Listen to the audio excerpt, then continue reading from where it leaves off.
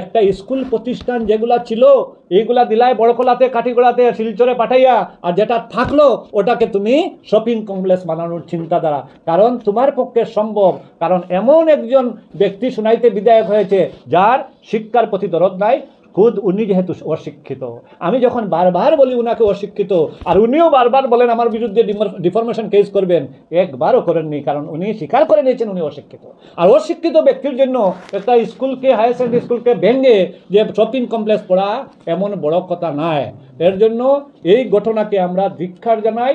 কারণ এই স্কুল, যেখানে স্কুলের জায়গা যারা সাজিদ মজুমদার দান করেছিলেন, ওই জায়গার 16 বিঘা জায়গা আছে। আমার কথা না, রিপোর্টে বলছে 16 বিঘা জায়গা আছে। সিএম যখন চিঠি দিয়েছিলেন ডিসিকে, ডিসি আপনার পিডব্লিউডি ডিপার্টমেন্টকে চিঠি দিয়েছিলেন। এরপরে পিডব্লিউডি ডিপার্টমেন্ট এটা ওয়াটার রিসোর্সকে দিয়েছিল, ওয়াটার রিসোর্সের চিঠি দিয়েছে। যে চিঠি মতো দেখা গেছে এখানে 8 বিঘা 4 কাঠা জায়গা আছে টোটাল ওয়াটার রিসোর্সের। এর মাঝে ওয়াটার রিসোর্সের চিঠিতে উল্লেখ করেছে এই 8 বিঘা 4 কাঠা জমিতে আমাদের অফিস আছে, আমাদের শেড আছে, আমাদের গাড়ি পার্কিংয়ের জায়গা আছে, এবং 15 কাঠা অন্যতায় ফরেস্ট অফিসের সামনে আছে। অর্থাৎ ওই জায়গাতে 9 বিঘা জায়গা নাই। যেখানে স্কুল আছে এখানে 16 বিঘা আছে। 16 বিঘা জায়গাতে স্কুলের অ্যাকোমোডেশনের অসুবিধা যদি হচ্ছে, তাহলে 7 বিঘা 6-7 বিঘা জায়গাতে একটা মডেল স্কুল করা কীভাবে সম্ভব হবে?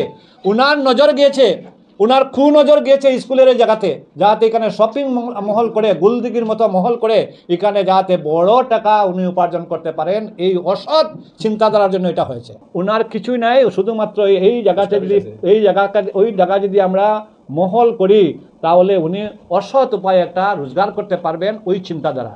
আজকে এই সব চিন্তাধারার মানুষ যখন, একজন অশিক্ষিত মানুষ যখন বিধায়ক হয়, তখন ওইগুলা নোংরা চিন্তাধারা উনার মনে আসে। আজকে ওই উনার নোংরা চিন্তাধারাকে আমরা ধিক্কার জানাই।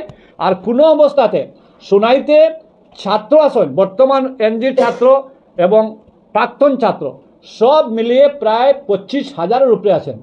25,000 ছাত্ররা রক্ত দিব, কিন্তু স্কুল এখান থেকে সরাতে দিব না, কোনো শক্তি সরাতে পারবে না। সমস্ত শিক্ষা প্রতিষ্ঠানগুলার সোনাইর যেটা এডুকেশন হাব ছিল, এই হাবটা এই 2021-এর যিনি বিধায়ক হয়েছেন উনার পিরিয়ডে 21 থেকে 24-এর ভিতরে সমস্ত শিক্ষা প্রতিষ্ঠানগুলা ডিলিমিটেশনের মাধ্যমে প্রত্যেকটা অন্যান্য সমষ্টিতে চলে গেছে, যেটা আগের বিধায়কের প্রচেষ্টায় যেগুলা সোনাইতে ছিল। শুধুমাত্র এখন একটা সোনাইর পরিচিতি একটা হায়ার সেকেন্ডারি স্কুল যেটার নাম হয়েছে নিত্যগোপাল হায়ার সেকেন্ডারি স্কুল, যেটা সোনাইর একবারে বাজারে, সোনাইর শহরে, যেটা দিয়ে সোনাইর পরিচয়, যেটা দিয়ে সোনাইর সৌন্দর্য, যেটা নিত্যগোপাল হায়ার সেকেন্ডারি স্কুল। যে মানুষ বিধায়ক হওয়ার পরে তার নিজের যেহেতু শিক্ষা নাই, শিক্ষার প্রতি কোনো দরদ নাই, সমস্ত শিক্ষা প্রতিষ্ঠানগুলোকে অন্যান্য সমষ্টিতে বাইর করে দেওয়ার পরে একটা যেটা হায়ার সেকেন্ডারি ছিল, যেটা নিত্যগোপাল হায়ার সেকেন্ডারি স্কুল, ওই হায়ার সেকেন্ডারি স্কুলতে ওই জায়গাকে শপিং কমপ্লেক্স করার জন্য আমাদের বর্তমান বিধায়ক মুখ্যমন্ত্রীকে একটা চিঠি দিয়েছেন। ওই চিঠির মাঝে লিখেছেন যে এই স্কুলটা এখান থেকে শিফটিং করে আপনার তুলারগ্রাম, যেখানে এই স্কুল থেকে প্রায় 1/2 কিলোমিটার দূরে ওয়াটার রিসোর্সের যেটা জায়গা আছে, ওই জায়গাতে স্কুল করা হোক। কেন করা হবে স্কুল? এখান থেকে স্কুলটা কী কারণে সরানো হবে? উনি ওখানে উল্লেখ করেছেন যে ওই স্কুলের রাস্তা দিয়ে ভুবনের তীর্থযাত্রা, ভুবনে যারা পূজা করতে যায় ডেপুটিসরা এখানে যায়, ওই রাস্তা দিয়ে যায়। কিন্তু দুঃখ লাগে আর সত্যিকারের অনেক সময় হাসি উঠে, অনেক বিধায়ক ছিলেন, কেউ দেখলেন না ভুবনের তীর্থার্থীরা ওই রাস্তা দিয়ে যাওয়া।